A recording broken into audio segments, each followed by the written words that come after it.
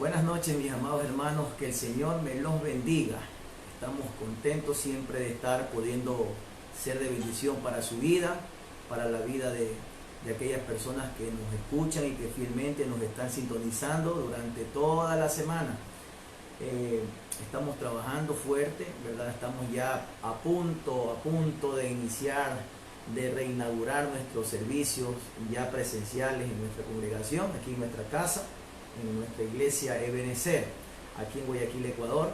Estamos ya prácticamente en los últimos arreglos ya de este mover tan hermoso que estamos teniendo, ¿verdad? Aquí en la casa del Señor. Pero también queremos ir preparándonos porque estamos en base a un gran desafío, que es preparar a la novia de Cristo para el encuentro con su amado. Entonces, como iglesia de Cristo estamos muy preocupados por todos, por ustedes, por toda la congregación. En realidad estamos preocupados por todo lo que significa la preparación de la novia de Cristo. Y en esta noche tenemos un tema muy especial que quiero compartirlo con usted. Usted está ahí en su hogar, usted está en su casa. Le animo a que tome su Biblia. Usted que nos está ya viendo, sintonizando, que tome su Biblia, que tome ahí una nota, un cuaderno para tomar notas y apuntes, que son muy importantes siempre para después espigar y comprobar. Seamos como los de Berea. Dice la Biblia que los apóstoles, ellos escuchaban la enseñanza, escuchaban la doctrina y luego ellos iban a comprobar, iban a seguir espigando, a seguir estudiando lo que los apóstoles les enseñaban, lo que los discípulos les enseñaron. Entonces es muy importante seguir estudiando, desarrollando lo que aprendemos en la congregación, en la iglesia e incluso a través de las redes sociales. Así que yo quiero empezar en esta noche orando. Siempre tenemos que empezar en oración. Dice la Biblia que todo lo tenemos que poner delante de Dios. Y quiero poner delante de Dios en esta noche esta enseñanza que hemos preparado con mucho amor para usted, ¿verdad? Hoy vamos a hablar sobre la regeneración y la renovación. ¿Qué significan estos términos? ¿Están en la Biblia estos términos? ¿Qué quiere decir este término regeneración y qué quiere decir este término renovación? Vamos hoy a compartir y vamos a estudiar juntos la palabra de Dios. Usted allá en su hogar, en su casa, Ebenezer en casa, y nosotros aquí desde la oficina que estamos transmitiendo con mucho amor para el Ecuador y para todo el mundo.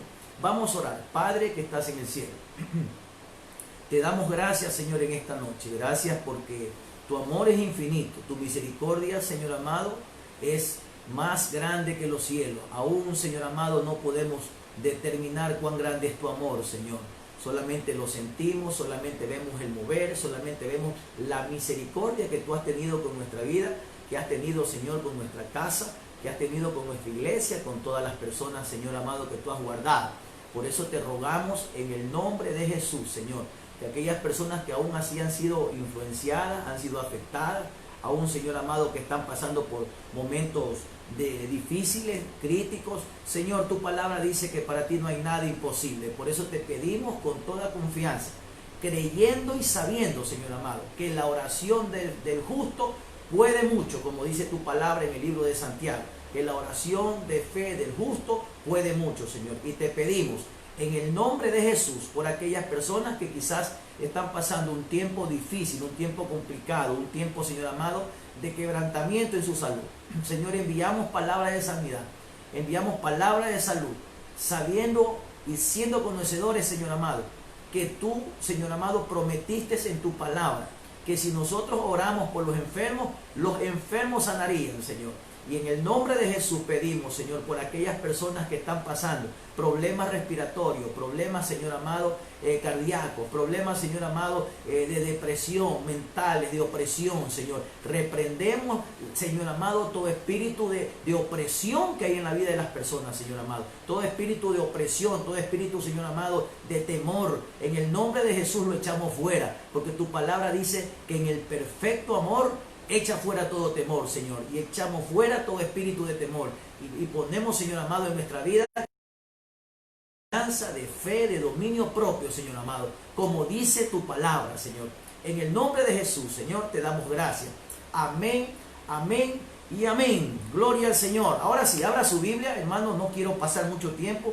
quiero ir directamente al estudio de la palabra del Señor. Hoy tenemos que compartir varios tópicos y quiero compartir con usted precisamente en esta noche.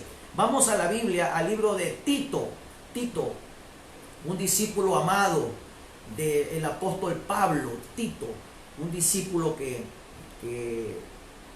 nos da muchas cosas muy importantes que notar. Aquí está el apóstol enseñándole a su discípulo. Vamos a la Biblia, Tito capítulo 3, versículo 5. Ahí tiene usted el versículo también ahí en pantalla para que usted lo pueda observar y leer juntamente conmigo. Yo tengo en la versión de la Biblia de las Américas, pero igual las versiones pues solamente diverjan algún poquito, pero en realidad el concepto es el mismo. Dice la palabra del Señor así: Él nos salvó. Ojo con esto, ojo, vamos a hacer una lectura comprensiva de la palabra del Señor.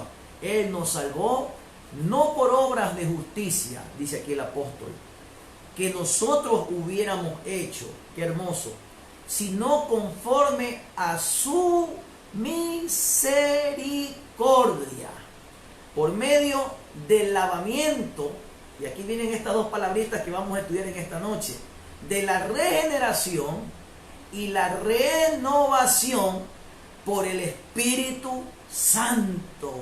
Qué hermoso. Versículo 6, que Él derramó sobre nosotros abundantemente por medio de Jesucristo, nuestro Salvador. Qué, hermano, qué lectura más beneplácita para nosotros de saber esta. Aquí el apóstol Pablo nos está hablando en estos pasajes y nos presenta un grandioso panorama. Nos presenta el plan de salvación, cómo se da en la vida del creyente. ¿Cómo es esto que somos salvos? ¿Cómo es esta situación que Dios nos salva de alguna manera? ¿Por qué no nos salvamos con nuestros propios actos o con nuestro propio comportamiento incluso? O con nuestras propias acciones. No podemos ser salvos de esa manera. Pero ¿qué es lo que nos salva? Aquí el apóstol Pablo está hablando bien claro y él estipula, ¿verdad? El apóstol aquí se refiere a que nuestro estado anterior, dice aquí el apóstol, cuando nosotros éramos insensatos, éramos quizás rebeldes, éramos extraviados, esclavos de concupiscencias, ¿verdad? Y de deleites diversos que teníamos, viviendo en malicia, viviendo en envidia, siendo aborrecibles y aborreciéndonos unos a otros. Esa era prácticamente la vida que llevábamos, ¿verdad? Anteriormente, antes de conocer al Señor. Eso es el modo vivendi y operandi de la tiniebla, ¿verdad? Pero luego de eso, me encanta mucho que el apóstol dice aquí que Él nos salvó. Y no por obras, dice el apóstol Pablo, de justicia que nosotros mismos hubiéramos hecho, sino que dice aquí el apóstol que fue conforme, y esto por favor tipifíquelo, conforme a su misericordia. Eso tenemos que ponerle una bolita ahí, hermano, y tener bien clara la doctrina, porque hay muchas personas que quizás tienen una perspectiva un poquito diferente al creer que ellos se salvan mediante algún acto personal, o que se salvan mediante algún acto, ¿verdad? O algún hecho, o algún comportamiento, y confunden quizás, y hasta manipulan esta parte, ¿verdad? En caso de que tú te portes bien, tú vas a tener aquello. En el caso que tú te portes mal, tú vas a ir para aquello. Entonces es como que no concuerda con lo que dice la palabra del Señor. Porque fíjese usted, yo veía este ejemplo, alguien me explicaba un día, una persona indígena me explicaba un día, y que él veía la salvación desde este punto de vista. Dice que un gusanito, hicieron un ejemplo con un gusanito, le pusieron varias hojas de candela alrededor y le prendieron fuego. Y el gusanito estaba en medio de la llama, en medio de la hoguera, ahí. Pero él estaba en tierra seca. Pero el gusanito, al ver que el calor estaba apremiante, el gusanito quería buscar alguna manera para poder salir, pero no encontraba. Entonces, lo que el gusanito hizo fue recogerse y decir: aquí me muero. Y ahí el gusanito entró en su colapso, y el fuego seguía ardiendo. Entonces alguien metió la mano, sacó al gusanito del medio, lo puso en su mano y lo sacó de la hoguera. Y me explicaba aquella persona, esa es la salvación, esa es la forma de salvación. Me acuerdo de un pastor hace muchos años que me enseñó esto. Esa es la salvación, que sin nosotros merecernos, que sin nosotros hacer nada, que sin nosotros quizás tratar de hacer algo, Dios tuvo misericordia por nosotros. Eso está enseñando aquí el apóstol. Y que esa misericordia fue tan grande que nos rescató de un momento difícil que nosotros estábamos viviendo. ¡Qué hermoso! Y que quizás nosotros nos encontrábamos queriendo luchar, porque así es el que lucha, el que quiere luchar para tratar de salvarse, pero mientras no tenga la ayuda divina, mientras no tenga esa mano que lo saque de la hoguera, es bien complicado poderlo hacer. Por eso aquí el apóstol es específico. Y el apóstol dice aquí, sino conforme a su misericordia. Por eso hay otro versículo por ahí en la Biblia que dice que esto no es del que quiere, no es del que corre, sino es de aquel que Dios tiene misericordia. Mire qué hermoso. Ahora dice aquí el apóstol, por medio, ¿cómo nos salva? Hay dos cosas que son importantes aquí, porque hay muchas personas que se han fijado de un punto de vista, podría decir yo, un poco equivocado. A veces nosotros hablamos del término la salvación, pero no sabemos para qué somos salvos. Muchas veces nosotros ya nos salvaron, ya salió el gusanito de la hoguera, ya salió el gusanito en medio del fuego, pero ahora ¿para qué? ¿Para qué te salvan? Para que sigas un proceso de transformación. Y usted sabe muy bien el proceso de transformación del gusanito, que primero es gusanito, luego se hace larva y después de larva una hermosa mariposa. Hubo una transformación. Quizás me estoy adelantando un poquito el término, pero ya voy a pegar para allá. Entonces fíjese usted, el propósito, ¿para qué lo salvaron? ¿Se ha hecho usted esa pregunta en algún momento? Perdóneme que estoy un poquito difónico, todavía estoy un poquito luchando con el temporal. Hoy llovió aquí en Guayaquil y un poquito de agua, hay un poquito de frío, un poquito de calor. Entonces ese temporal todavía nos tiene un poquito complicado aquí, entonces ando un poco difónico, pero va a tratar de entenderme, por favor, lo que voy a hablar. ¿Para qué nos salvaron? ¿Se ha hecho usted alguna vez esa pregunta hermosa? ¿Para qué lo salvó el Señor a usted? ¿Qué propósito? ¿Para qué el Señor lo rescató de su vana manera de vivir? Tal como dice el apóstol Pablo aquí en el versículo 5, que obviamente está implícito, que hemos vivido una vida un poco complicada. ¿Pero para qué? ¿Cuál es el propósito? ¿Será que usted cree que es para vivir una vida religiosa simplemente? ¿O será que es para vivir una vida de transformación con un propósito eterno? Fíjese usted qué tremendo. Dice aquí el apóstol que por medio del lavamiento, escuche bien, por medio del lavamiento y de la regeneración y de la renovación.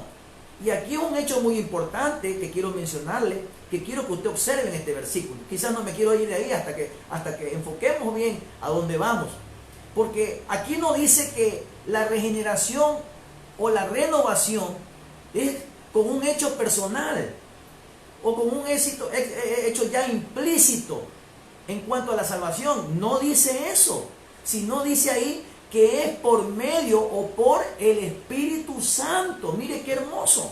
Hablábamos el domingo y quedamos en que hoy vamos a tener este conversatorio y decíamos que la llegada del Espíritu Santo, esa espera de aquellos, tenía un propósito, y el propósito era de cambiarle las vidas. Y dijimos y enseñamos también que había un propósito de cambiarle el corazón al hombre.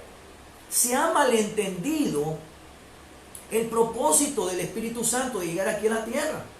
Hay algunas organizaciones e incluso algunos ministerios y ministros que hablan solamente del Espíritu Santo como un hecho extraño, solamente para hablar en lenguas, solamente para tener una sensación espiritual, solamente, hermano amado, para quizás que las personas vean que yo soy espiritual y que hablo en lenguas. Quizás solamente ven ese punto de vista importante. Otros piensan que el Espíritu Santo viene simplemente o solamente para hacer guerra espiritual. piensan que el Espíritu Santo está para hacer guerra espiritual, pero yo quiero hoy darle una óptica diferente. Quiero mostrarle a usted, ¿verdad?, que el Espíritu Santo tiene un objetivo claro e implícito en la venida. Y aquí está diciendo que el objetivo del Espíritu Santo en nuestra salvación es la regeneración, en primer lugar, y también la renovación. Qué tremendo, qué hermoso lo que nos trae el Espíritu Santo a nosotros. Nos trae dos cosas importantes. Primero nos regenera, y ya vamos a entender un poco mejor este término. Y también después nos renueva.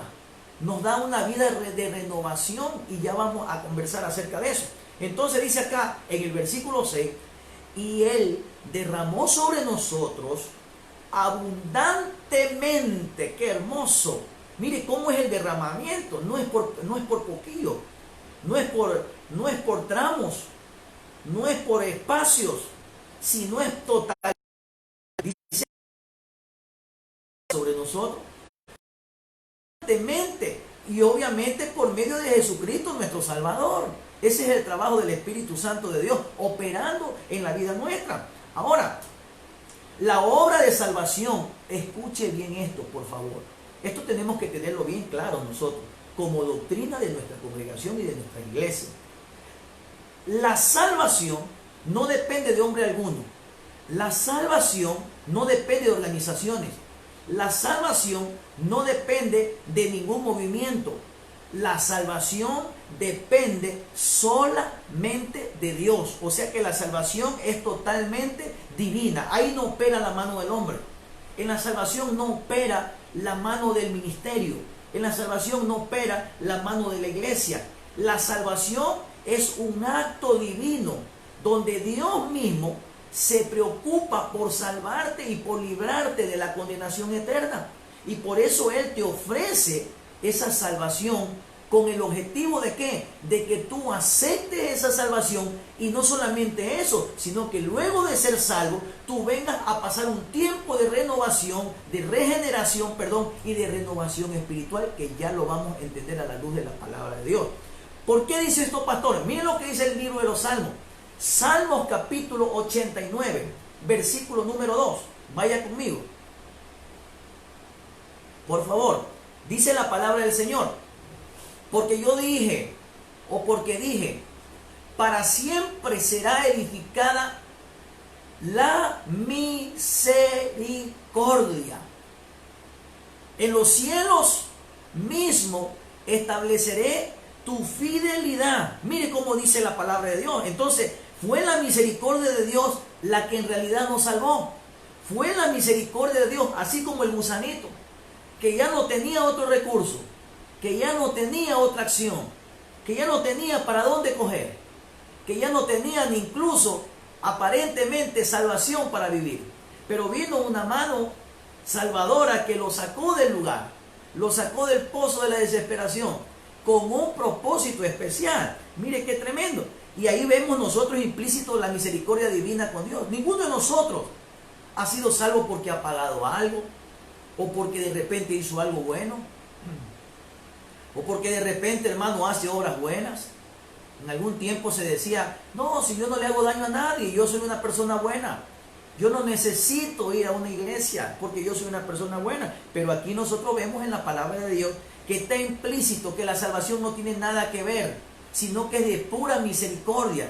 Es la pura misericordia de Dios. Por eso es que Pablo enseñó y tipificó, ¿verdad? Y aclaró, además de esto, aclaró el apóstol Pablo, y dice él que Él nos salvó en Tito 3, 5 al 7. Vamos a leer un versículo más ahí.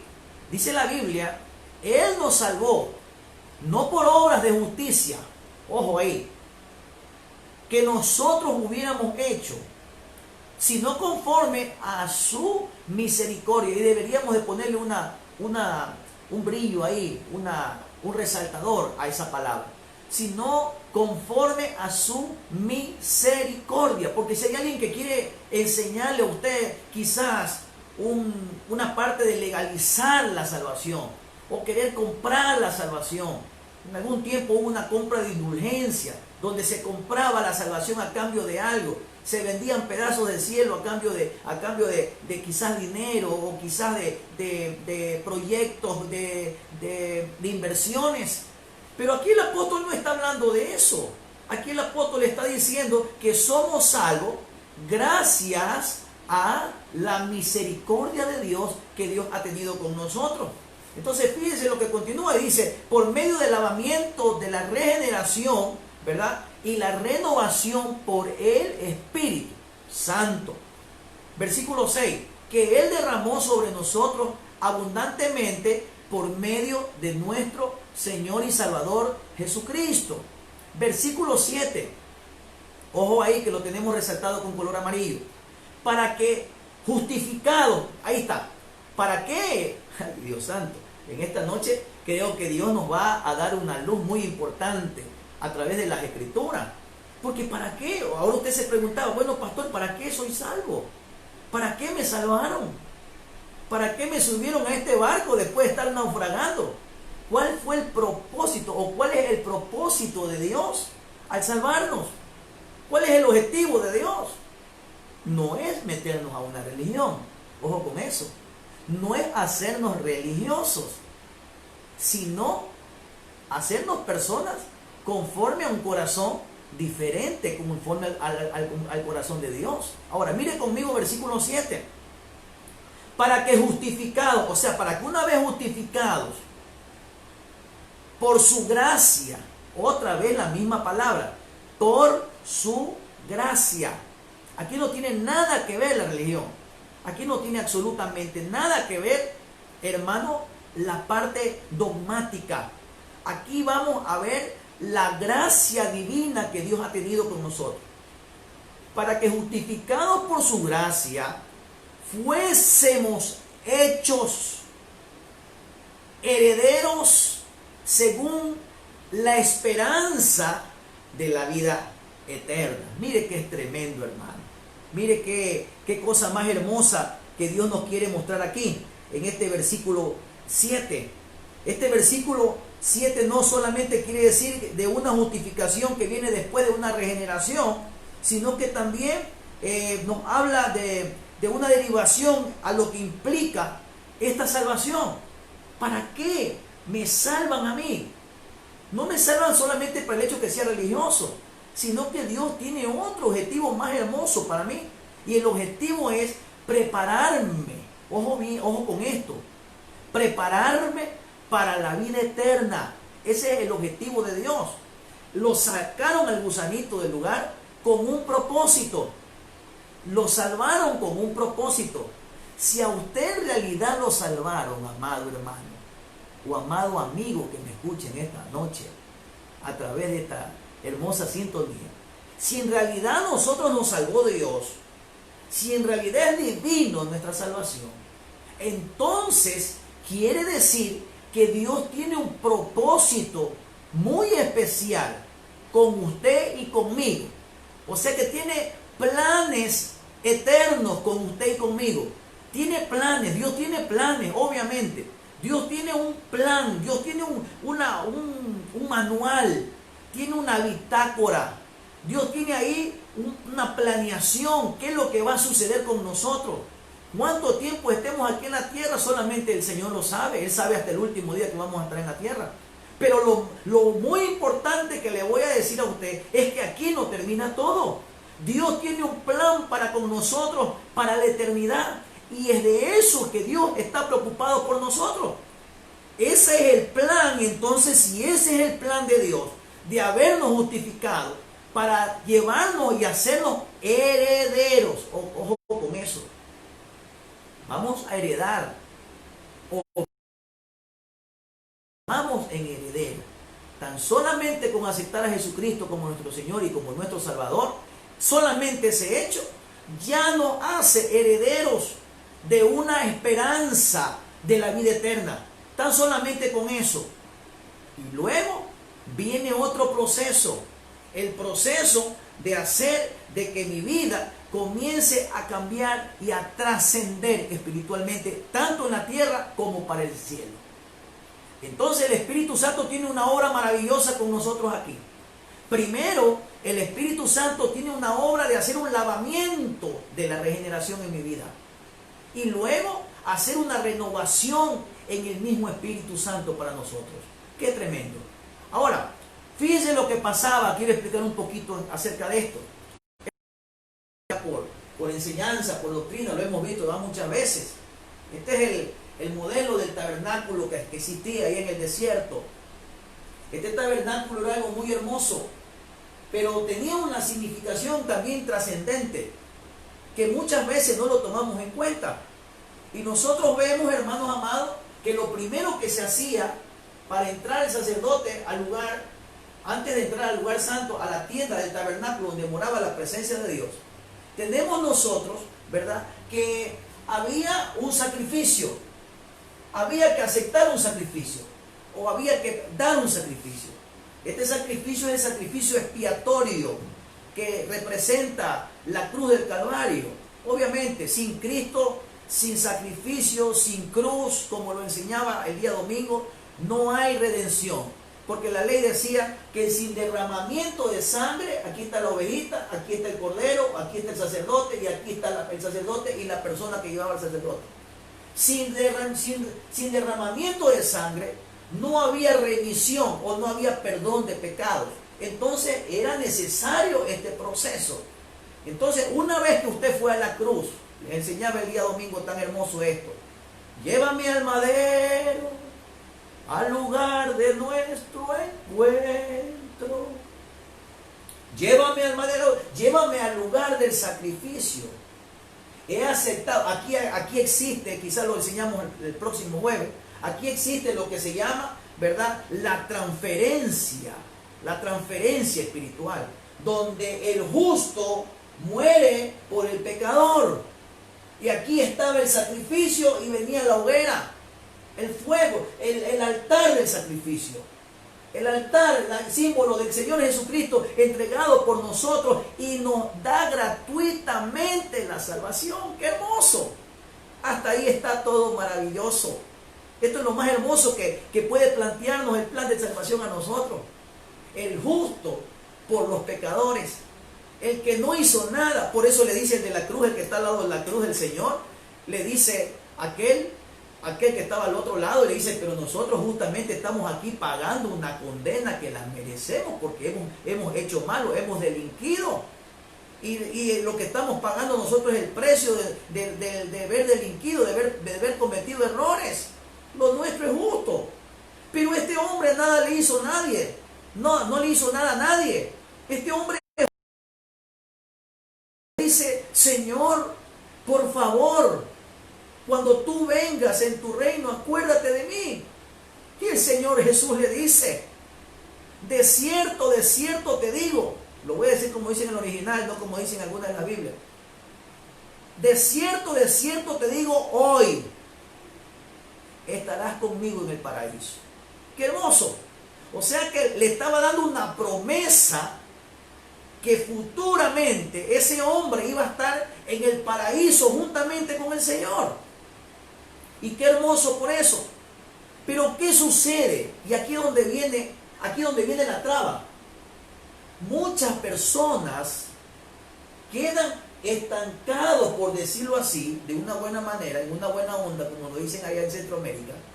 Quedan estancados en el lugar del sacrificio y no avanzan.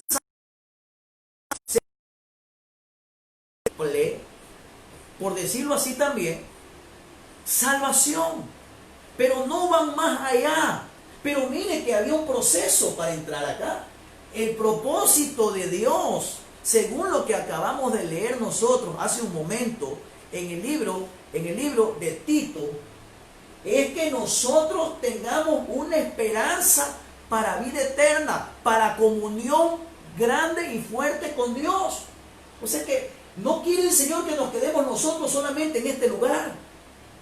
El Señor quiere que nosotros avancemos y estemos en el lugar santísimo, que estemos comiendo los panes en el lugar santo, que estemos a la luz del brillo de la luz que da el candelero. Que estemos nosotros, hermanos, ahí en el lugar del incienso, derramando ese incienso, esas oraciones delante del trono, bajo la cobertura de los querubines que están cubriendo el arca. ¡Qué hermoso! Entonces el propósito de Dios es que nosotros tengamos comunión con Dios. Pero muchos se quedan en este lugar que es hermoso, por cierto. Es una salvación tan hermosa, hermano. Es algo que no hay palabras para poder describir. El amor que tuvo este cordero, que fue llevado como cordero al matadero. El gran amor que tuvo este cordero para nosotros, los pecadores. Morir en vez de nosotros. Porque eso es lo que significaba en la tipología cuando el animal moría. Significaba que esa muerte le tocaba a aquella persona que había pecado. ¡Qué tremendo! Pero sigamos un poquito más allá. Entonces, ¿cuál es el propósito, amados hermanos? ¿Cuál es el propósito? ¿Cuál es el propósito entonces de la regeneración? ¿Qué es lo que significa la regeneración, pastor? ¿Cuál es el significado literal de la regeneración? Y quiero aquí poner un ojo. Entonces, una vez que la persona pasaba el lugar del sacrificio, la persona tenía que ir, el sacerdote tenía que ir al lugar que se llamaba el lavacro. Y aquí sucedía algo bien importante, algo bien tremendo. Porque aquí había, mire, yo no sé si usted puede notar la imagen, no sé si me están viendo con mi imagen y todo, ¿verdad? Qué hermoso, ok. Pero aquí sucedía algo tan hermoso. Esto era un lugar hermosísimo, porque aquí había era como un espejo. Dicen los estudiosos de esta área de los misterios del tabernáculo, ahí en el desierto. Dicen ellos que era tan especial que las personas se veían en el agua y era como que podían ver su pecado, como que podían ver la naturaleza de su pecado, como que podían ver las cosas que aún quedaban quizás ahí, hermano, y aquel se podía ver y comenzaba a ver un lavamiento de aquellas obras, una regeneración de aquellas obras.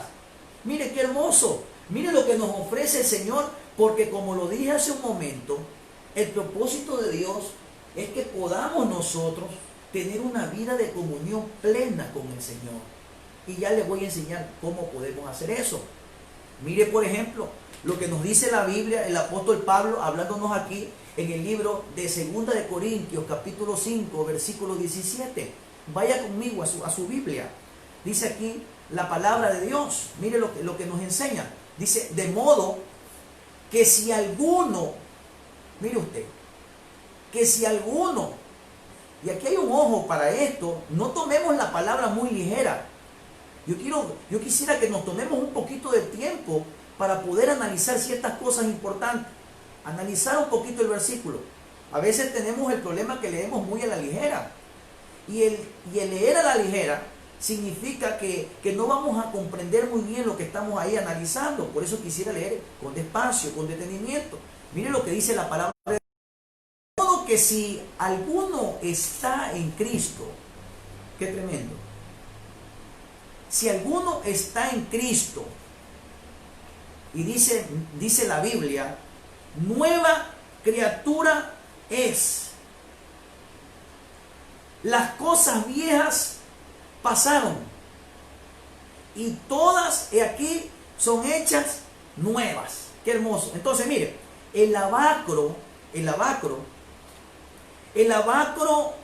de la regeneración representa, en primer lugar, la obra del Espíritu Santo de Dios divino, ¿verdad?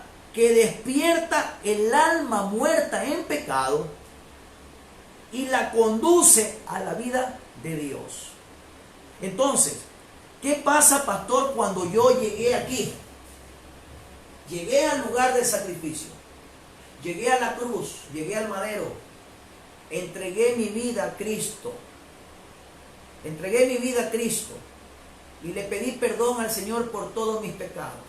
El Señor me ha perdonado, el Señor me ha aceptado, me he constituido en un heredero, como lo dice la palabra del Señor. Pero ¿qué tengo que hacer ahora? ¿Qué tengo que permitirle al Espíritu Santo que se derramó en abundancia sobre mi vida ahora? ¿Qué es lo que tengo que hacer, pastor? ¿Qué tengo que dejarme influenciar por el Espíritu de Dios? Tengo que entrar al lugar del lavamiento o al lugar del lavacro, de la regeneración espiritual de mi vida. Permitir que esa parte espiritual mía que estaba muerta, como lo dice la Biblia, que estábamos muertos, en Romanos dice que estábamos muertos en nuestros delitos y pecados. Entonces permitirle al Espíritu Santo que me comience a revivar, que me comience a dar vida, que me comience a llevar a la cruz. De tal modo que esa regeneración haga en mi vida una nueva criatura. Y yo quiero hablar algo bien especial en esta noche. Quizás quisiera agradar a todo el mundo con lo que voy a decir. Quizás muchos no van a estar de acuerdo conmigo, pero yo voy a estar de acuerdo con la palabra de Dios. Al cielo no van a entrar corazones que no hayan sido regenerados por el Espíritu Santo de Dios. Al cielo solo entrarán, y póngalo con mayúscula ahí, al cielo solo entrarán corazones regenerados por el Espíritu Santo de Dios. Al cielo no va a entrar viejas criaturas. Ojo con eso. La Biblia dice que solo nuevas criaturas. ¿Y cómo es eso, pastor? El libro de Juan, el Señor Jesús enseñando a sus discípulos, nos enseñó un misterio muy importante. Que nos hablen esto, porque lo que queremos es que nos enseñen y que nos digan que ya todos estamos en el cielo. Yo me acuerdo hace casi 30 años, mi Señor y como mi Salvador, ahí solamente le decían a uno, levante la mano y ya estás con el Señor. Si esta noche te mueres, te fuiste con el Señor, solo con el hecho de, decían en ese entonces. Pero obviamente, estudiando un poquito más la palabra de Dios, me doy cuenta que hay cosas trascendentes en la palabra de Dios. Por ejemplo, lo que dice aquí en el Evangelio según San Juan, en el capítulo 3, versículo 3. Lea lo que dice conmigo ahí. Respondió Jesús y le dijo, de verdad te digo, le está hablando a un maestro de la ley. Le está hablando a un rabino, a un hombre que había pasado toda su vida incrustado en la lectura, letra por letra de la Torá. Letra por letra, línea por línea, había pasado durante toda su vida queriendo descubrir un misterio. ¿Cuál es el misterio, pastor? El misterio de precisamente de los eventos futuros y de la eternidad. Entonces la pregunta es clara. La persona es la clave que me puede contestar esta pregunta. No es una persona terrenal, ya lo sabemos. Dice, yo sé y ya sabemos que vienes de Dios. Porque si no estuviera Dios contigo, las cosas no las pudieras hacer como tal como las haces. Entonces, Nicodemo estaba claro con quién y a quién le estaba haciendo esa pregunta. ¡Qué hermoso! Entonces, Jesús responde de una forma de nivelarlo al ambiente donde lo quería llevar, a la atmósfera donde lo quería llevar a Nicodemo. ¡Qué hermosa esta conversación! Yo creo que esta es una de las conversaciones más impresionantes que hay en la palabra de Dios. Esta es una conversación impresionante. Sacerdotes ahí, hermano, dos rabinos estudiosos de la palabra de Dios, ahí de frente a frente. Entonces le responde, de verdad, en verdad te digo, que el que no nace de nuevo, no puede ver el reino de Dios. Señores, no nos engañemos, ni vivamos engañados. Hay un requisito para ir al reino de los cielos, y el requisito sine qua non, no porque lo enseñé yo, no porque lo enseñó la doctrina de la iglesia, no porque lo enseñaron los apóstoles, lo enseñó el Señor Jesucristo. Dijo que el que no nace de nuevo no puede ver el reino de Dios. Y puede sacarlo usted de la Biblia si quieren, pero aquí hay un requisito para entrar al reino de los cielos. Y el requisito aquí está plasmado en la Biblia, está bien claro.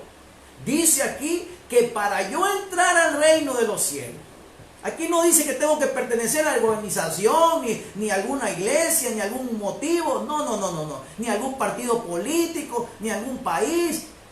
No dice eso. Porque hay unos que piensan que porque nacieron allá en Israel, piensan que ya están en el reino de los cielos. Otros que piensan porque nacieron aquí en Ecuador, ya están en el reino de los cielos. No. Eso no tiene nada que ver. Puede ser ecuatoriano, puede ser chino, puede ser hermano de cualquier raza, de cualquier género, hermano, hablando de género intelectual, género musical, puede ser de cualquier sitio.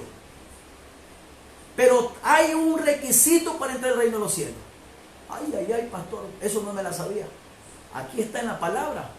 El requisito es nacer de nuevo. Y más adelante le explican a Nicodemo qué es lo que es nacer de nuevo. Le dicen nacer del agua y nacer del espíritu, obviamente. Entonces, fíjense cómo vamos avanzando. Aquí, por ejemplo, también el profeta Ezequías,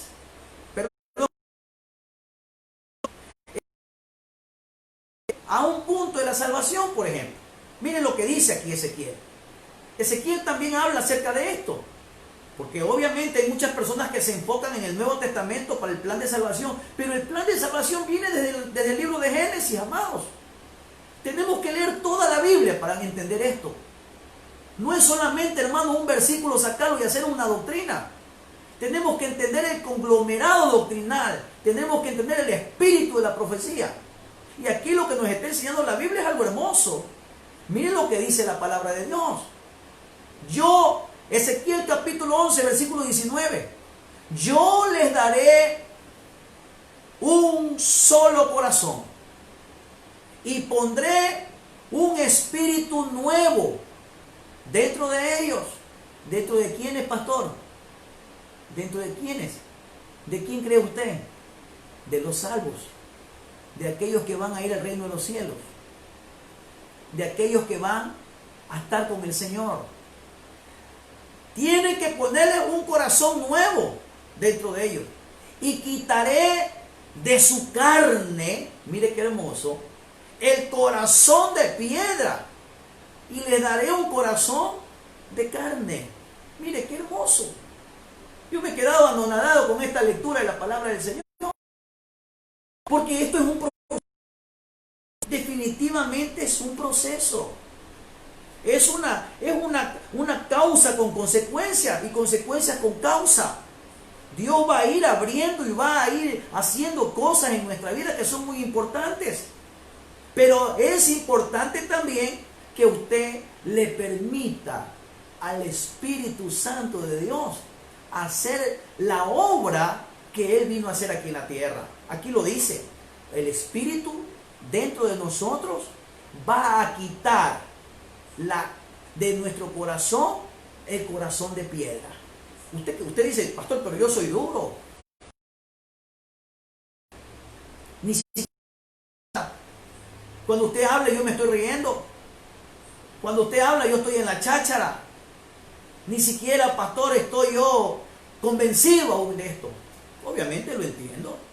Obviamente lo entiendo y lo comprendo muy bien. Porque esto no es para todos.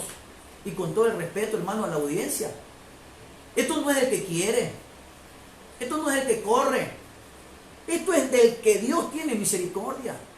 Y al que Dios tiene misericordia, le da de su espíritu con el propósito de ¿qué, pastor? Porque nuevamente lo voy a decir como lo dije el domingo anterior. Nos hemos confundido. Pensamos que el Espíritu de Dios, 7 veces santo, pensamos que solamente está en la vida del ser humano, en la vida del creyente. Pensamos que solamente ha venido para que hablemos en otras lenguas, o para que dancemos, o para que profeticemos. Y qué hermoso es profetizar, qué hermoso es hablar los misterios de Dios. No hay nada más hermoso. Yo no cambio por nada poder hablar los misterios que Dios nos revela cada día. No hay paga en este mundo que pueda llenar la gran satisfacción de ser uno usado por Dios. Pero ojo, que le quiero decir algo. El Espíritu Santo no solamente está para eso. El Espíritu de Dios, el Espíritu 7 veces santo de Dios, está en nuestra vida con el propósito de cambiar nuestro corazón. Con el propósito de cambiar nuestra forma de ser. Nuestra forma, incluso luego vamos a hablar de eso, nuestra forma de pensar mediante la regeneración. Pero por el momento Dios quiere hacer un trabajo de regeneración en nuestra vida. Por el momento Dios está interesado en regenerar. ¿Qué significa? El significado literal de la palabra, esta frase regeneración, significa tratar, en el griego significa tratar de arreglar algo de lo que estuvo dañado.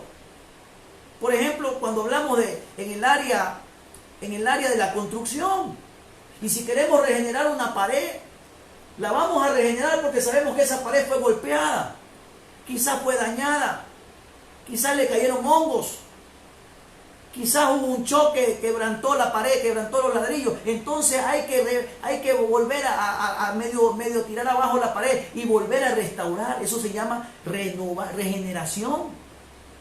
Cuando en la calle usted ve los huecos, los bacheos que conocemos, entonces viene la alcaldía y dice, vamos a hacer una regeneración urbana. Vamos a tapar y vamos a sacar lo dañado y vamos a tapar con nuevo asfalto, cemento, adoquín, lo que van a poner ahí, y arreglan la calle de tal manera que queda nuevamente linda. Así es nuestra vida cuando el Espíritu Santo nos toma. Nos viene a regenerar lo que estuvo dañado, lo malo que fuimos, lo perverso que fuimos, lo que estuvo dañado allá. Viene el Espíritu Santo con el propósito de regenerarnos, de hacernos nuevos,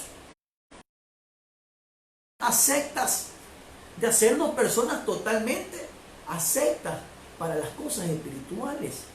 Mire qué hermoso. Entonces Ezequiel aquí nos está llamando la atención y dice que el espíritu tiene que cambiar, pero el corazón, tiene que cambiar. ¿Y cómo vamos a cambiar, pastor? ¿Será que nos metemos en una consulta? ¿Será que quizás tomamos algún medicamento especial para eso? ¿Tiene usted el medicamento para recetarlo, pastor? ¿Qué es lo que nos hace cambiar a nosotros? ¿Por qué si éramos malos? Y cuando hablo de ser malos, no solamente hablo de ser una persona quizás con pensamientos perversos, de a veces sentimientos que salen hacia otros. Por ejemplo, hablar mal de los demás. Hay personas que aunque están en el camino del Señor, continúan hablando mal de otros. Y cuando vienen aquí a la iglesia, vienen a mi oficina y me dicen, mire pastor, fulano está hablando mal de otros. Y es creyente. Y quizás es hasta discípulo. O quizás ya está discipulando a otros. Quizás es ministro. ¿Y por qué sucede esto, pastor? ¿Por qué sucede eso que uno habla mal del otro? Es sencillo. Porque no han nacido de nuevo. Número 1. Número 2. Nacieron quizás en lo espiritual. Aceptaron a Jesucristo como su Señor y Salvador. Pero todavía no se han metido en una implícita obra de renovación en su vida espiritual. De regeneración en su vida espiritual. No le han permitido al Espíritu Santo de Dios que regenere su vida espirituales y que en realidad sean cambiados por Dios. Mire qué tremendo. Entonces, voy un poquito que se me saltó. Ok, ahí creo que estoy. Ok, perfecto. Entonces, vamos a Ezequiel capítulo 36. ¿A dónde nos quiere llevar el Espíritu? ¿A dónde nos está llevando el Espíritu? Que ya está en nosotros, que ya está haciendo su trabajo en nosotros, que ya entró, ya aceptamos a Jesucristo, ya aceptamos el sacrificio en la cruz. Ya le dijimos, entra Señor. Ya entró el Señor. Pero ahora mire lo que tiene que hacer. Ezequiel capítulo 36, versículo 26. Además os daré un corazón nuevo. Otra vez. Y pondré un espíritu nuevo dentro de vosotros. y quitaré de vuestra carne el corazón de piedra y os daré un corazón de carne. Qué tremendo esa comunión que Dios quiere hacer. Qué tremendo ese trabajo que le mandaron a hacer al Espíritu Santo de Dios. Ese no es trabajo suyo. Ojo con esto. Nosotros no somos buenos por las cosas buenas que hacemos. Nosotros somos buenos por las cosas que el Espíritu Santo hace en nosotros y a través de nosotros. Por eso el Señor enseñó, el Espíritu del Señor, el Espíritu de Dios está sobre mí. Y ese me ha ungido y me ha enviado. ¿Por qué? Porque es el Espíritu que hacer la obra regeneradora de nuestra vida. Esto no lo podemos hacer, hermanos, con matemáticas, ni con alguna ciencia, ni con alguna teología. Yo respeto mucho a los teólogos, los quiero mucho. Respeto mucho a los estudiosos, a los seminaristas, los respeto mucho, los quiero mucho, los amo. Pero esto no lo podemos hacer con letra. Esto no lo podemos hacer con pensamiento positivo. Esto no lo podemos hacer ni siquiera con actitudes. La única persona, por decirlo así, que puede cambiar la vida de un ser humano, que puede cambiar la vida de un hombre, que puede cambiar a una persona a través de la regeneración espiritual, se llama Espíritu Santo de Dios. Ese es el trabajo del Espíritu Santo, regenerar nuestra vida espiritual. Miren lo que enseñó el Señor en el libro del Evangelio según San Juan, capítulo número 1, versículo número 12 y 13. Vaya a leerlo conmigo, por favor. Permítame tomarme un traguito. Amén.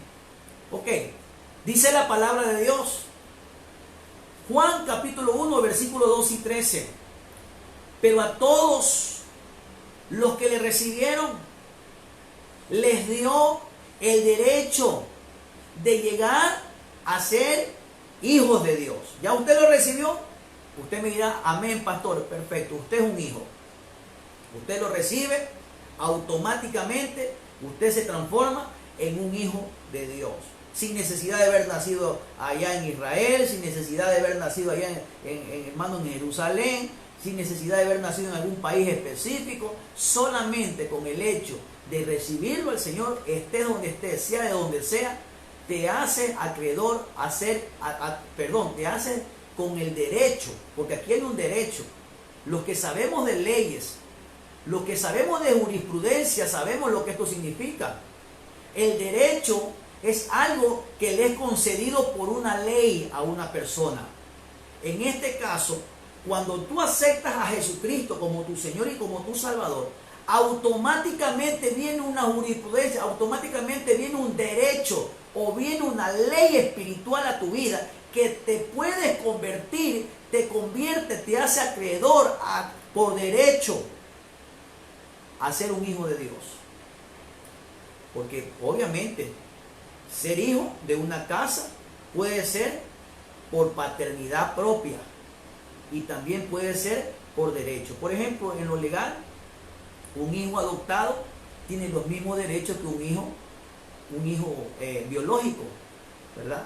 Un hijo adoptado tiene los mismos derechos de un hijo biológico. ¿Y qué derecho le da eso, pastor? Le da la ley. Una vez que un padre dice, un señor dice, ese no es mi hijo biológico, pero yo le quiero dar mi paternidad, aquí están los papeles, llega el registro civil y dice, este señor, este muchacho, lo hago un hijo mío. Desde ese momento tiene todos los derechos y tiene toda la autoridad de hijo de una casa. Entonces, cuando aceptamos a Jesucristo, Él nos da el derecho, Dios nos da el derecho de que somos hijos de Dios. Es decir, dice aquí, a los que creen en su nombre. Versículo 13, que no nacieron de sangre. Ojo con esto, porque esto no es una situación mental, no es una situación mecánica. Por favor, yo creo que ya debemos de ir mejorando, creo que ya debemos de ir creciendo en todo. Y una de las cosas que tenemos que crecer es en esto, es en el proceso. Esto no es una cosa mecánica, ni tampoco tenemos que engañar ni manipular a las personas mintiendo. Tenemos que ser reales, Hay quienes son hijos y hay quienes no van a ser hijos. Hay quienes son llamados y hay quienes van a rechazar el llamado. ¿Y quiénes son los que van, pastor? Aquellos que han aceptado a Jesucristo como su Señor y como su Salvador. Que no nacieron de sangre, ni de la voluntad de la carne o de carne, ni de la voluntad de hombre, sino, aquí está clarito, sino que estos nacen de la Dios. Nosotros somos salvos no porque a alguien se le plació. Nosotros somos hijos no porque alguien nos tituló. Somos hijos porque a Él le plació llamarnos. A Él le plació llamarnos en el lugar donde nos encontrábamos. Algunos nos encontrábamos con el lodo, con el fango hasta aquí. Otros hermanos quizás nunca pecaron, quizás salieron hermanos de una naturaleza diferente. Algunos se creen así, que nunca han pecado. Ok, está bien, lo acepto. Pero de todos modos, aunque usted haya portado bien toda su vida, usted necesita aceptar a Jesucristo como su Señor y como su Salvador para obtener el plan de la salvación en su vida. Aquí esto no es por justicia, esto es por misericordia. Y la misericordia de Dios nos hace justos. Y el Espíritu Santo de la renovación de Dios nos va a hacer aptos para ese encuentro con Dios. Entonces, para ir avanzando, primero, nuestra vida diaria, nuestra vida depende de Dios, depende de Él. Lo que Dios quiere de nosotros es que nosotros aprendamos a depender de Él en todo momento, pastor. Que no es solamente por una situación. Cuando pasamos el tiempo de los temblores aquí en Guayaquil, específicamente en Guayaquil, hay un síndrome bien interesante. Medio temblaba la tierra, todo el mundo se arrodillaba y miraba al cielo y decía, Diosito, ayúdame, y comenzaba a orar. No lo estoy diciendo en un son de burla. No quiero burlarme de esta situación. Pero sí quiero especificar algo. ¿Dónde están esas personas que se arrodillaban en ese momento? Porque cuando vemos la situación difícil, hermano, buscamos a Dios. Ahora mismo, cuando estábamos en COVID, hermano, cuando estábamos en el inicio de este tema, ¿cuántos mensajes al día nos mandaban? Por favor, oren por nosotros, oren porque estoy con COVID, oren porque estoy con problemas respiratorios, oren por... Yo les pregunto a esas personas, ¿será que fuimos sanos? Y esto me recuerda a aquellos 10 leprosos que fueron sanos por el Señor. Dice la Biblia que el Señor Jesús oró por 10 leprosos. Ellos vinieron y pidieron misericordia, dijeron, Jesús de Nazareno, ten misericordia de nosotros. Jesús les mandó la palabra, proclamó la palabra sobre ellos, y los 10 leprosos, dice la Biblia, que fueron sanos. Ofrecer sacrificio al sacerdote, que vayan al lugar santísimo. Había que continuar un proceso. Pero ¿qué fue lo que sucedió? Solamente regresó uno. Y el Señor se preguntó, ¿y no eran 10 los que sanamos? ¿No eran 10 los que se sanaron? ¿Y dónde están el resto? Entonces me llama mucho la atención que hay personas que quieren solamente un Dios temporal, un Dios que los saque de problemas, un Dios que los saque de la enfermedad, un Dios que los ayude, un Dios que los salve simplemente, pero no un Dios al que yo me voy a someter, no un Dios al que yo me voy a rendir, no un Dios en el que yo quiero que me haga una regeneración en mi vida. Miren lo que dice el libro de Hebreos, hablando de este tema hermoso. Hebreos capítulo 7, versículo 25. Dice Dios, por el cual Él también es poderoso. Póngale cuidado a esta lectura, porque es muy importante y es muy impresionante. Anote ahí en su Biblia. Por lo cual, Él, está hablando con mayúscula ahí, Él es un pronombre personal. Él también es poderoso para salvar para siempre. Oiga, para siempre. Póngale ahí una bolita. Esto no es algo de hoy. Esto es algo que tiene que ser una consecuencia diaria para siempre a los que por medio de Él se acercan a Dios. Qué hermoso. Puesto que vive otra perpetuamente por ellos. Qué hermoso. Jesucristo no solamente cumplió la cruz del Calvario y todo terminó. Es como que diga ahora ya, yo ya hice, ya no tengo nada más que hacer con ellos. Eso no es así.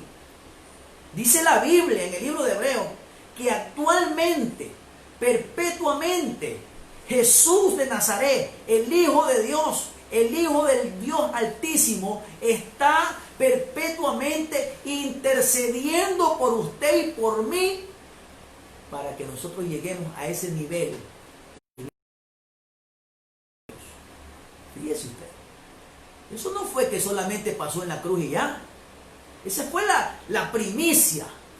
Pero ahora tenemos nosotros una vida consecuente de Jesús con nosotros, cuidándonos, intercediéndonos día y noche delante de Dios por nosotros. Jesús intercede por nosotros para que Dios nos guarde, para que el mal se quede de nosotros, para que su Espíritu Santo cumpla la obra de regeneración en nuestra vida. ¡Qué hermoso! Cosas espirituales totalmente nuevas nos meten en un mundo que no conocemos, nos meten en una vida que no conocemos. Y esto me recuerda mucho cuando somos fetos, cuando somos producto y estamos dentro del vientre de meses, 9 meses, por situaciones biológicas y anatómicas. Yo estuve 6 meses en el vientre de mi madre y luego tuve que estar casi 3 meses en un lugar que se llama en una incubadora, eso, en ese lugar. Pero muchas veces 9 meses en el vientre de su madre. Y cuando ustedes salieron de su parto natural, obviamente otra atmósfera. Ya no hay la protección que tenía aquí en el vientre de su madre. Aquí lo protegían toda esa la comida a través de la sangre y de diferentes que suceden ahí en el feto. Ya no hay esa protección interna, pero ahora hay una protección externa. Ahora hay un papá, ahora hay una mamá, quien te protege, una familia, una cobertura, una casa. Ahora hay cosas totalmente nuevas para ese ser que estuvo ahí en el vientre. ¡Qué tremendo! Así mismo es en el espiritual. Cuando nosotros nacemos espiritualmente, venimos a una vida que no conocemos. ¿O alguno de ustedes era conocedor de las cosas de Dios?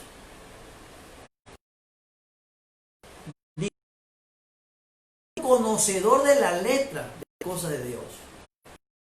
Pero cuando aquel que se le sujetan todos los ángeles y todos los espíritus, y que todo nombre, cuando se escucha el nombre del Señor, se arrodilla, entonces cambió la historia. Entonces Nicodemo está hablando con un ser superior a él, enseñando solamente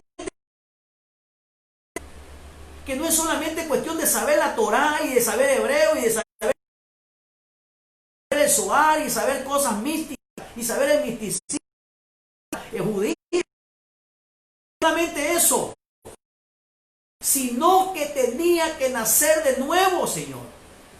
Tienes que nacer de nuevo. Yo me imagino a Nicodemo, hermano, estar como condorito para atrás. ¿Cómo es esto? ¿Cómo es que voy a meterme nuevamente en el vientre de mi madre y voy a volver a nacer? ¿Qué es lo que me quieres enseñar, Rabí? ¿Qué es lo que me estás pidiendo si yo soy un hombre viejo? Es más, soy un doctor de la ley. No soy cualquiera. Pero aquí no te sirve eso. porque lo terrenal es terrenal y lo espiritual es del espíritu. Aquí estamos hablando de cosas totalmente nuevas. Oseas capítulo 14, versículo 5 lo especificó de la siguiente manera: seré como un rocío para Israel. Mire que hermoso. Tómese su tiempo, abra la Biblia en el libro de Oseas y yo me voy a tomar un trago, pero vamos a conversar. Oseas capítulo 14, versículo 5.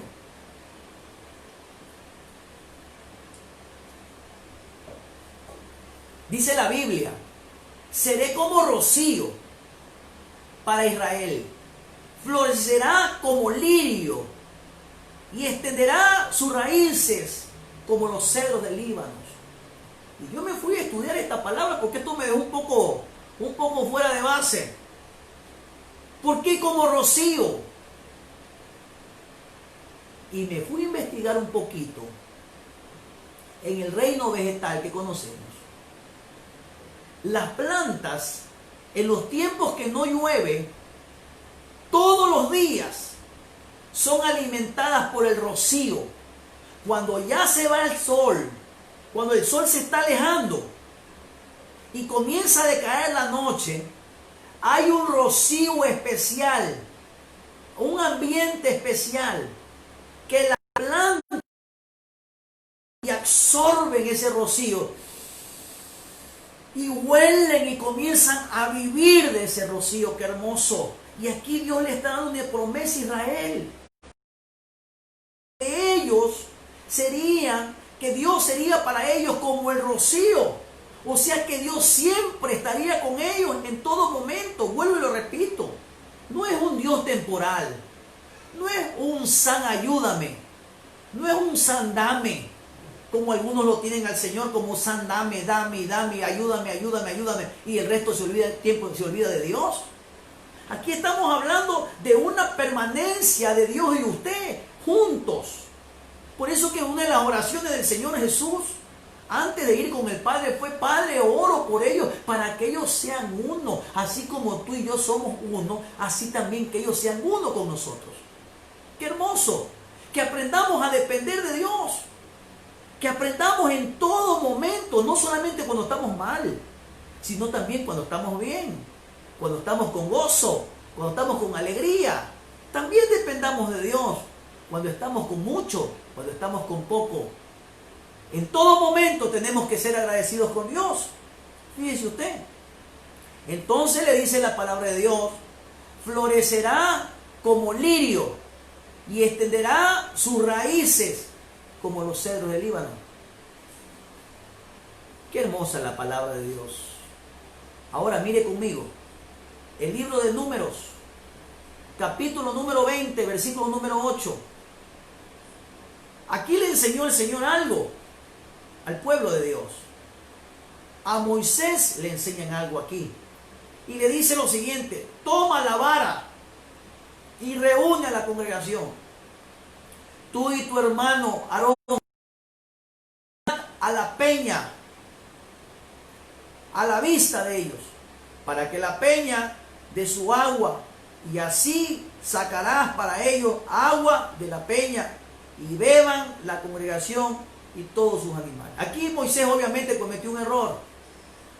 Moisés tenía que solamente hablar a la peña, y tan solamente con la palabra que él hablaba, con la voz que escuchaba la peña de él, que ya había sido autorizada por Dios, esa peña iba a brotar agua. Obviamente Moisés, en su ímpetu, porque algo siempre lo estoy diciendo, el ímpetu de Moisés fue muy bueno, pero también hacía falta la de eso. Él le golpeó a la peña. De igual manera Dios lo... De igual manera que habían allá, se dieron cuenta que aún en el desierto, que aún en los momentos difíciles, que aún en los momentos de zozobra, aún en nuestros peores momentos de sequedad que quizás todos hemos pasado, aún en los momentos de angustia, aún en los momentos de dolor, siempre estará el agua bajo nuestro, siempre estará el agua de Dios para darnos ese descanso, para darnos ese refrigerio, tal como lo prometió el Señor en el libro de los Hechos, capítulo 3, versículo 19, donde mire lo que dice la palabra de Dios. Por lo tanto, arrepentíos y convertíos para que vuestros pecados sean borrados, a fin de que tiempos de refrigerio vengan de la presencia del Señor. O sea que la presencia de Dios en nuestra vida, el Espíritu Santo de Dios en nuestra vida, lo que va a traernos a nosotros es refrigerio espiritual para nuestras almas. Es como tomarnos en pleno sol. Hágase cuenta usted, un sol caligulario, un sol terrible, un sol pues de esos inhóspitos, hermano, en el que usted se encuentra, hermano, a punto, hermano, ya de naufragar ahí, hermano, en esos tremendos sol. Entonces viene un poquito de agua y en ese sol que ya tiene usted sus labios, usted dice: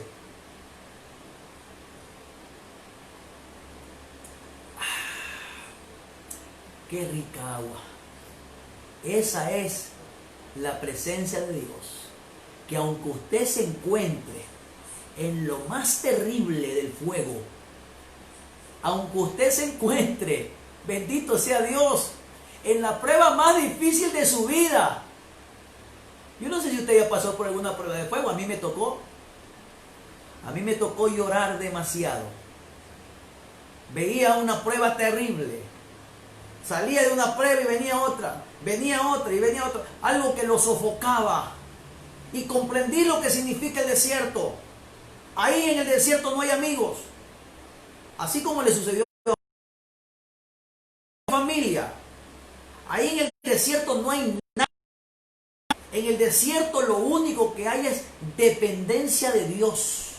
Ahí es solamente usted y Dios. Ahí usted tiene que aprender a depender del Eterno. Así como a las plantas es el rocío, y así como a nosotros es el refrigerio que trae el Espíritu Santo de Dios, que viene de parte de Él mismo Padre para nosotros. Mire lo que dice, que viviremos. Pero esos tiempos de refrigerio están ahí bien claritos. Que vengan tiempos de refrigerio dice ahí, O sea que no es por cualquier cosa. El refrigerio viene de la presencia de Dios. O sea que si no hay presencia, no hay refrigerio. Si no hay presencia, es solamente es un buen consejo, es un buen acto, es una buena ofrenda, pero no hay refrigerio, no hay bendición. Y usted sabe que no hay bendición. Está salvado se ha salvado por algún madero que llegó, pero usted sigue ahí en el agua y no hay bendición, no ve la bendición. El trabajo nuestro como ministro es enseñarle a usted a depender de Dios, no a depender del ministro, no a depender del ministerio tampoco, sino a aprender a depender de Dios, aprender a depender del Supremo, aprender a depender del Espíritu Santo de Dios, que es que al final es el que te va a traer el refrigerio para tu alma. En el libro de los Hechos, capítulo número 3, versículo 21, aquí enseñaron lo siguiente: a quien el cielo debe recibir hasta, fíjese usted, el día de la restauración de todas las cosas. Estamos hablando de regeneración. Regeneración significa restauración que fue dañado. Entonces aquí nos está nombrando que la regeneración va a cumplirse el día en que el Señor venga a restaurar todas las cosas, acerca de lo cual Dios habló por boca de sus santos profetas desde el tiempo antiguo. Entonces había un proceso. El proceso era la cruz, la venida del Cordero, la Calvario, pero de ahí para allá había un proceso de restauración. Es tiempo de restaurar tu vida. Espíritu Santo de Dios, a restaurar mi vida. Hay gente que quiere la vida, ojo, ojo con eso. Usted, si usted no... Eso es como ponerle un parche, hermano, un parche sin ver limpiado el caucho de la llanta. Usted tiene que primero hacer una limpieza. Usted ha visto cuando usted va a reencauchar una llanta, se le metió un clavo ahí. Entonces usted ve que el hombre saca la llanta, saca el neumático, le saca, hermano, y comienza a buscar dónde está el hueco.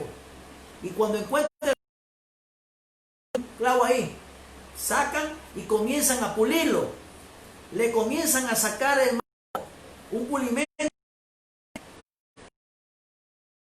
una goma, una pega, y de ahí le ponen un parche, le ponen caliente, y luego terminan el proceso, lo vuelven a poner y comienza a ser utilizado nuevamente el neumático. Así es nuestra vida espiritual. Primero nos encuentran, nos salvan, pero hay que entrar en un proceso para limpiar aquello que viene mal. ¿Cómo quieres tú restaurar tu esposa?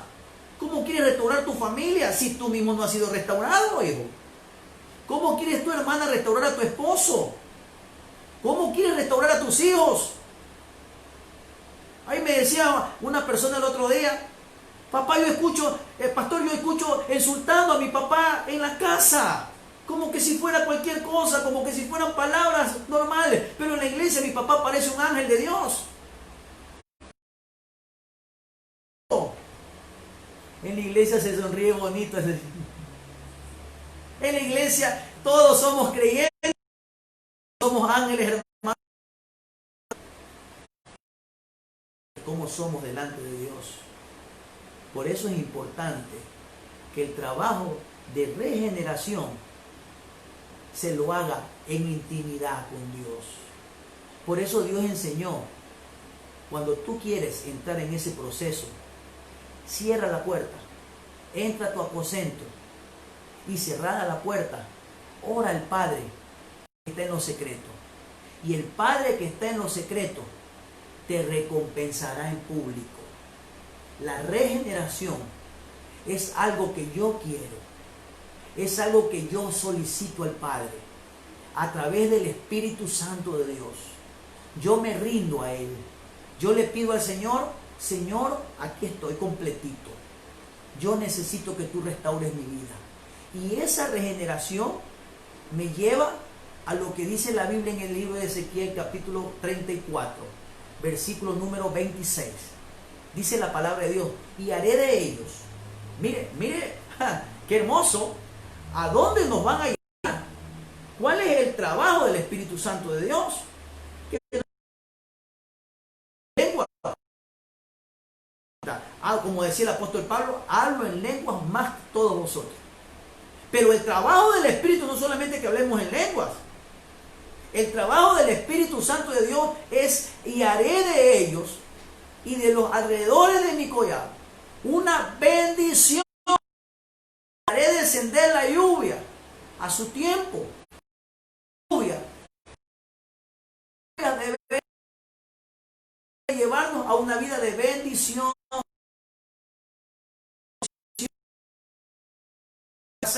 No voy a recoger ofrenda por si acaso. Hermano, de turbación. Con fingirle al mundo que somos creyentes. Hay que llevar una vida conforme que le agrade a Dios. Que el Espíritu Santo comience a hacer una obra de perfeccionamiento y de restauración, de regeneración en nuestra vida. Con esto voy terminando. El pensamiento del apóstol Pablo es que el Espíritu Santo nos está llevando a una transfiguración. Mire usted lo que dice aquí. ¿Qué significa, amado pastor, este tema de la renovación? Y cuando fui a investigar un poquito la palabra, aquí nos habla que la renovación es algo como una transfiguración, como que vamos a transfigurarnos literalmente hablando. Miren lo que dice el apóstol Pablo aquí. Vamos a observar el pensamiento paulino. Dice aquí en el libro de Romanos capítulo 12, versículo 2. Y no os adaptéis a este mundo. Fíjese que podemos estar adaptados. Y esto me da pavor a mi hermano. Porque hay creyentes que se pueden ver adaptados, se pueden haber acomodado. Hay gente que piensa que está bien. Hay gente que hasta hermano, son un problema. Porque ya no se puede con ellos. No se puede, hermano, iniciar un proceso de restauración. Porque obviamente tenemos temor. Esto es como el asunto del COVID ahora. A la gente le da pena decir que tiene COVID. Porque tienen temor a ser rechazados. Porque tienen temor a ser, hermano, excluidos. Tienen temor a ser, hermano, denigrados como personas. Pero es un asunto que ya es una pandemia, así que no se preocupe. Solamente guarde todas las medidas necesarias. Pero fíjese usted que así mismo hay problemas en aceptar su realidad. Pero hay otros que son, hermanos, son tremendos. Otros que vienen y se sientan y dicen, pastor, quiero conversar con usted, yo tengo este problema. Yo tengo problemas de personalidad, tengo problemas de carácter. Soy un león de la tribu, un león de Satanás, que y pega y vocifera, e insulta. ¡Qué tremendo! Y está trabajando, está llevando una Biblia en mano. Porque son adaptados, son gente que ya se adapta a la corriente de este mundo. Por eso el apóstol Pablo aquí enseña que tengan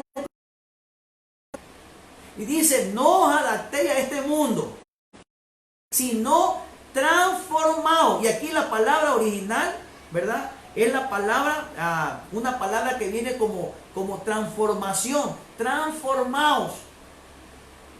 Transformaos mediante la renovación de vuestra mente para que verifiquéis cuál es la voluntad de Dios. Mire, o sea que vamos a entender, ojo con esto, vamos a entender cuál es la voluntad de Dios. ¿Sabe cuándo? Cuando nosotros seamos transformados. Mientras no hay transformación, no podemos entender ni siquiera cuál es la voluntad de Dios. Y hay gente que habla de la voluntad de Dios. Ahora poco me decía una hermana, estamos orando para ver cuál es la voluntad de Dios. ¿A qué iglesia? Me digo, hermano, ¿qué le pasa? No meta a Dios en sus problemas. Esa es su voluntad, no es la voluntad de Dios. Dios ya lo sembró en un lugar. Esa es la voluntad de Dios. Que usted crezca, que usted hermano, se arrepienta de sus pecados. Que usted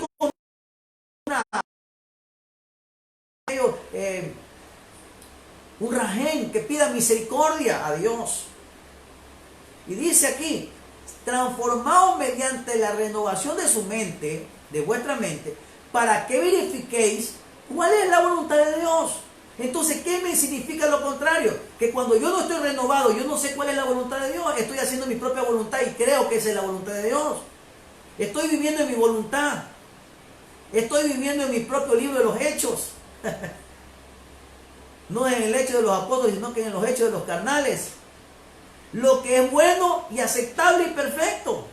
¿Cuándo vamos a entender esto, pastor? Solamente cuando hemos sido transformados en nuestros pensamientos. Cuando hemos sido transformados. Y esta es la única vez. Esto me impactó. Porque es la única vez, no se menciona otra vez en el Nuevo Testamento esta palabra. Esta palabra que se menciona aquí se debería traducir en realidad como ser transfigurados por la ascendente renovación de vuestro entendimiento. Eso le puse yo ahí. Ser transfigurados por la ascendente, o sea que va creciendo, va desarrollando, va creciendo. Ser transfigurados por la ascendiente renovación de vuestro entendimiento. O sea que el entendimiento tiene que ir cada día aclarando otras cosas que antes no comprendían. La revelación es eso, la revelación es progresiva. Hay 4 niveles por lo menos de revelación. Cada nivel tiene lo suyo. Pero ¿cómo usted puede pasar de un nivel a otro? No lo puede pasar humanamente, ni por más que estudie. No, pastor, yo me amanecí toda la noche estudiando la Biblia. ¿Y la comprendió? No, no la vas a entender. Porque para entenderla tiene que haber primeramente tienes que ser transfigurado, tienes que ser traspuesto, tienes que ser en un mover ascendente de renovación de nuestro entendimiento. Vamos poco a poco creciendo, poco a poco. Había una figura que se llevaba aquí, ya con esto voy terminando. Y esta es la figura entonces. que usted entraba aquí a este lugar, se aceptaba el sacrificio, aceptaba que el sacerdote presente el sacrificio por usted, agradable, santo, perfecto, el cordero sin mancha, el cordero sin arruga. Ahí está el toro o el buey, ahí está la ovejita, ahí están los animalitos que servían para el sacrificio. Pasaba el sacrificio. Luego de esto, pasábamos al lugar del lavacro. ¿Qué nos veíamos en el lugar del lavacro, pastor? Aquí es donde nos veíamos la regeneración. Aquí es donde veíamos el pecado nuestro ahí. Y decía, hoy qué horroroso que yo he sido. Señor, lávame, Señor, lava mis manos, Señor. A Pedro le dijeron, si tú no te lavas los pies conmigo, no puedes ser parte de este ministerio. Entonces, si es necesario, Señor, lávame todo. Ojo, ojo, ojo. No es todo. Solamente tienes que lavarte los pies, porque ya has sido lavado. Ya aceptaste. Ya ahora ya necesitas lavarte los pies. Pero no quiere Dios que nos quedemos aquí. El propósito de Dios, entendamos esto, por favor, amados míos. El propósito de Dios es que pasemos al lugar y seamos partícipes de los panes. Seamos partícipes de ser iluminados por el candelero de oro y de la luz que irradia, de los misterios que irradia cada candelero con cada candelero, con cada brazo de este hermoso ejemplar de candelabro. Y no solamente eso, sino que podamos elevar nuestras oraciones y nuestro incienso pueda ir delante de la presencia de Dios que está acá atrás en el lugar santísimo. Ese es el propósito de Dios, que tengamos una amplia comunión con Dios. ¿Y de dónde sacó usted esto, pastor? Romanos capítulo 12, versículo 2. Miren lo que explica el apóstol Pablo, qué hermoso. Para que verifiquéis cuál es la voluntad de Dios, lo que es bueno, aceptable y perfecto. Esa es la voluntad de Dios. Bueno, agradable y perfecto. Con esto termino. El Evangelio según San Juan, capítulo 17, versículos 22 y 23 dice lo siguiente. La gloria que me diste, qué hermoso, la he dado para que sean uno. Así como nosotros somos uno, yo en ellos y tú en mí, para que sean, aquí está la palabra hermosa, perfeccionados. Y ese es nuestro trabajo como ministros. Perfeccionar a la novia del Señor. Perfeccionados en unidad, gloria a Dios. ¿Para qué? Para que el mundo sepa que tú me enviaste y que los amaste de tal como me has amado a mí. Bendito sea el nombre de Dios. Metámonos en ese proceso hermoso de la regeneración y de la renovación. Esto no es un trabajo personal. No es un trabajo que lo puede hacer un pastor. Esto no es un trabajo que lo puede hacer algún ministro o algún ministerio. Esta es la obra del Espíritu Santo de Dios en nosotros. Démosle gracias a Dios en esta noche. Y dígale usted en esta noche antes de dormirse, Señor, haz el proceso de la renovación, de la regeneración y la renovación espiritual. Permite que tu Espíritu Santo me cambie en un hombre nuevo. Que Dios me los bendiga, que Dios me los guarde. Los amamos mucho. Desde Guayaquil, Ecuador, la Iglesia de Cristo Ebenezer. Los amamos mucho.